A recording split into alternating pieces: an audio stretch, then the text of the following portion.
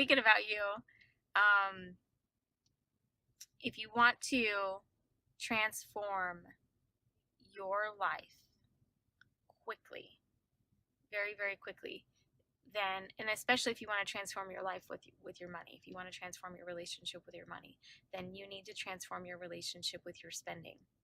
Because a couple of things, right? So there's what you make, there's what you keep, and there's what you spend. Your spending really dictates what you keep. But it is not likely very quickly, that you're going to be able to transform what you're making. Those things take time, right? You need to get a new job, or you need to start a new business. You know, it can happen. You know, you got to break through your attitudes, your behaviors, your beliefs about money. You got to really, what it comes down to is you need to break through your beliefs about yourself. That's the first start, really. Break through your beliefs about yourself, that you can get a better job. You can start and grow a business. You do have value to give other people.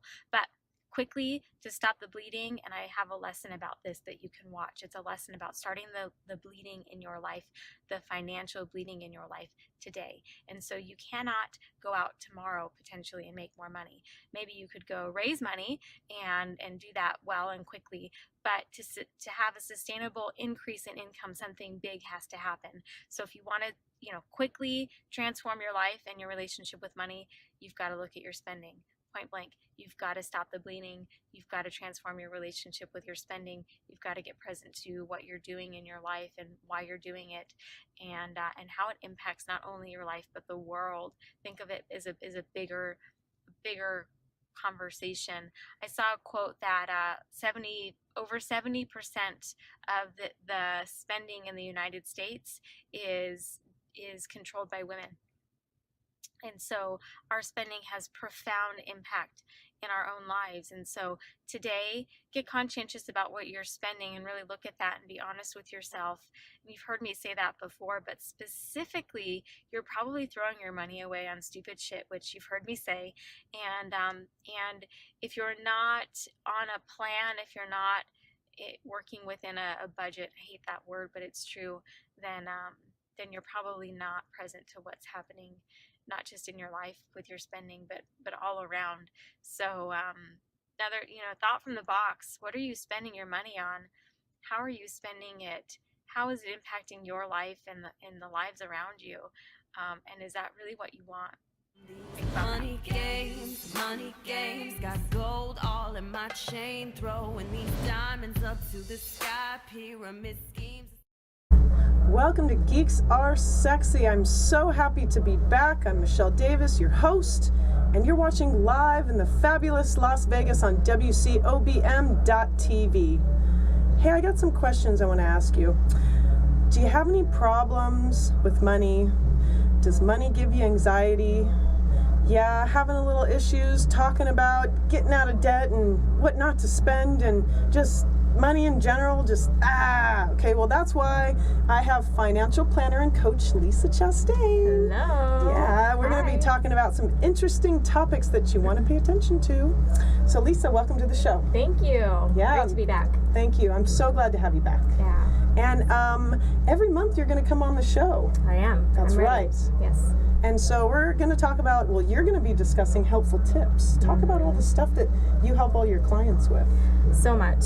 So typically I work with millennial women who make great money but find themselves having little to show for themselves. Mm-hmm. So that's like a client that comes to me that knows better. Mm-hmm. They know they make great money, but they just don't know how to make the smartest choices with their money. Right. Or they're not clear about why they're in the red every month. It's true. And so I help them, first and foremost, I help every client really get clear about what they make, what they spend, and hopefully at the end of the month, what they keep.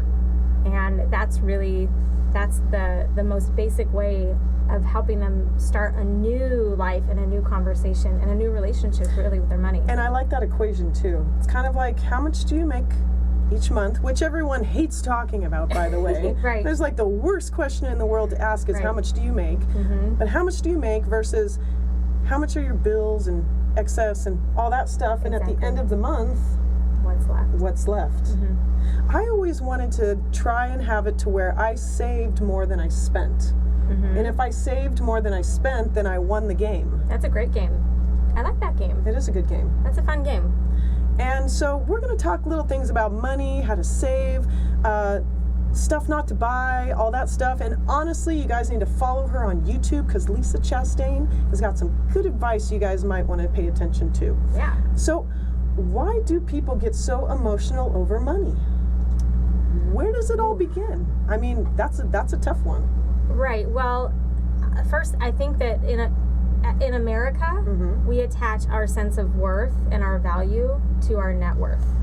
It's almost like how much do you make is like how much am I worth Yes. value-wise inside, which is absolutely the opposite. It's the opposite. And just having the yoga instructor there, it's really that we're amazing and brilliant and complete and whole as we are. But we have this huge conversation about what we're valued, and people, you judge, right? Right, You look to see right. who's wearing what kind of car Exactly. they're driving. I'd like to think of it as like, we're born on this earth and we're happy and we have nothing in this earth except our parents to take care of us. Mhm. And then we start growing up and we start going to school and then we have to start fitting in.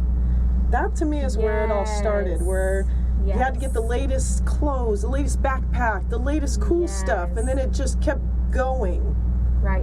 It Right. never ended. Yeah, so I think that's where a lot of the anxiety comes from, Mhm. is that we attach our sense of worth Mhm. to our money. Right. But also throughout life, no matter how you're raised, you experience money in certain ways. And I think that it is opposite of like our childlike state Right. of the joyful, whole and complete, Right. no attachment. Yep. And we get anxious because we have, I think a lot of us, pain Yeah. when it comes to money. We've experienced being broke. I know I have. That's true. And Yep. I've seen people lose their homes, Right. lose their cars, which that's scary. That's scary because we There's want to a- have our basic needs met. A lot of emotions that are attached to money, whether it's positive, oh, this is cloud nine, I'm so happy. Yes. And then all of a sudden, fear and distress and just discomfort and anxiety and stuff. And, a lot of it, I think, kind of backtracks to what our parents taught us and what their parents taught them. And especially back in the Depression, I look at my grandparents versus my parents now. And, a lot of things have changed over that time. So much has Yeah. changed. So much has changed, and that you're exactly that right. Like we learn what we learn about money as we're raised and as Right. we grow. And I really like to think with our clients, with my clients, and anybody really, is that you can change the way that you think and you feel about money. Right. But it requires talking about it, And talking about expressing and also I think handling money in a healthy way, meaning not compulsively spending, keeping and saving your money. it. Right. Almost holding on to your money is okay. Putting it aside and forgetting about it It's great. is a good thing. It's great. I actually I coach my clients we do challenges where we don't spend money, Mhm. and what can we do in our life that doesn't cost money, so that we become less attached to it, Right. and we start to rebuild our value in our internal conversation. Right. Yeah. A lot of people associate happiness with money. That's what I want. I need to get that. Once I have that, that will make me happy. So Yeah. I need this much amount of money, and it's just a mind game. It's a losing game. It really is. And I think a lot of things, another good point that we talked about was how a lot of people are losing the contact with actual physical money and being more dependent on credit cards. Yes. So a lot of people Yes. who have money problems tend to just forget about it by just using their credit card. Right. And that's one of the first things that we do. Like, oh, I got the bill in the month, I'll just Right. toss that. Exactly, right? I'll just use the card. It's play. It's fake. It doesn't exist. Yeah, like this is not real. I can just play with this. I love credit. I think it's a great tool, but Yes. it can be the most irresponsible conversation because you don't actually think of it as your money. It's true. It's borrowed. Yeah. Right. And so for some people, what are some tips to kind of save money but still feel good about yourself? Like for me, for instance, Yeah. I like to go to thrift stores. Right. There's lots of boutique consignment stores that I love to shop. but where can I go to just buy a $2 or $3 t-shirt, not a $50 t-shirt? Sure. Well, it all comes down to values. I just get excited buying stuff. What can I say? Well, I think women like to shop, and I think that we're designed to be the ones that, caveman days, the men brought the stuff home, and the women did stuff with it. And we shopped and spent money. And we did. Yes. We did. But, it's evolved that way, right? That we collect the things and we make things. A lot of women do the finances. They do. They're in charge of all of that. They do. The grocery shopping. The household. Yeah. Right. So what do you think some simple principles that people can follow to be more aware of their shopping? Because we are going to end with a video spending money on stupid shit that you made. Shit. I love that. It just kind of checks you a little bit. Like, oh, yeah. Yeah. Well, the first thing is no matter how much money you make, like going back to what we first said, is there's what you make every month. Right. There's what you keep every month. And I think having goals around what you keep will keep you focused on what you spend. Exactly. So the first thing is decide for yourself how much you're going to pay yourself every month for spending. Okay. And so what that looks like at my household is the money comes in every month, and I give out of every paycheck for my husband, and then for myself, when my money comes in, I move that money into a spending account. So we give that money to ourselves. We don't make ourselves wrong for it. Yeah. We don't feel bad about it. And in the act of giving to ourselves, we feel good. I like that.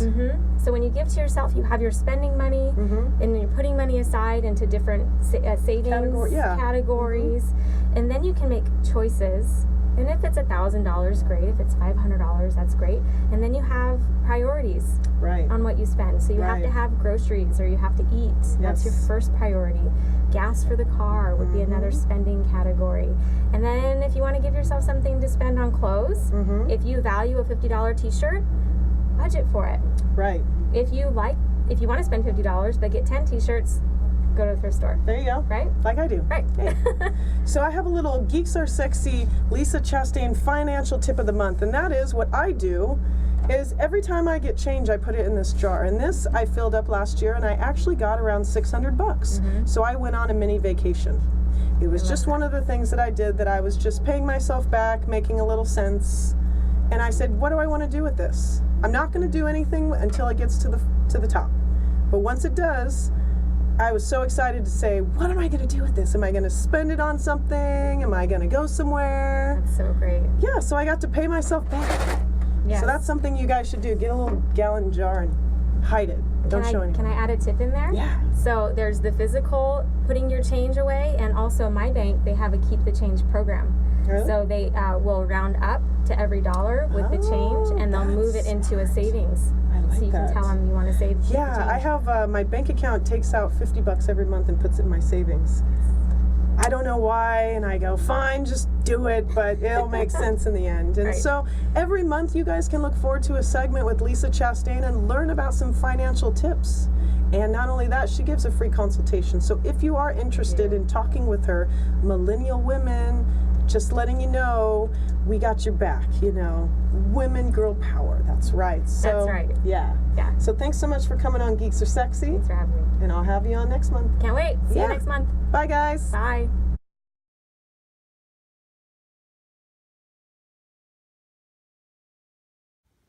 Do you spend your money on stupid shit? I do. Or I used to. I actually caught myself I was in New Jersey for a meeting, and I caught myself wanting to buy everything and telling myself I needed it. And rewind 2 years ago, just to share some vulnerability with you.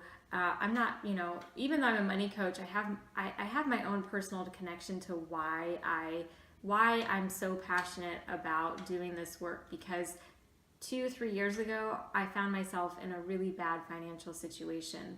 My husband and I were working through some things with our careers, and we found ourselves in massive debt, over $20,000 in credit card debt. We were spending our savings, living off of our savings, growing our businesses with our savings. And instead of my net worth going up, which is something that's really important to me, I really value that. I understand the value of saving. It was going down. And one of the things that was not helping me in this situation is that I had addiction to stupid shit. So I have this message in these videos because I like to go to Target, My son likes to go to Target and buy things we don't need. We don't need them, but we buy them anyway. And that's why I say stop spending your money on stupid shit, because as soon as you do that and change the behavior and don't buy that thing you don't need at Walmart, for me, what I've seen is freedom in my financial situation. Now we can make conscientious choices. I don't stress out as much. I've rebounded financially because I started paying attention to my money. I made it a priority. I know it's important because I get to, and really you get to live your life with a conscious connection to why you're spending your money on what you're spending it. So the stupid shit message is funny, but it's really, really important for you to know that it's probably tanking you financially, and it's time to make a change.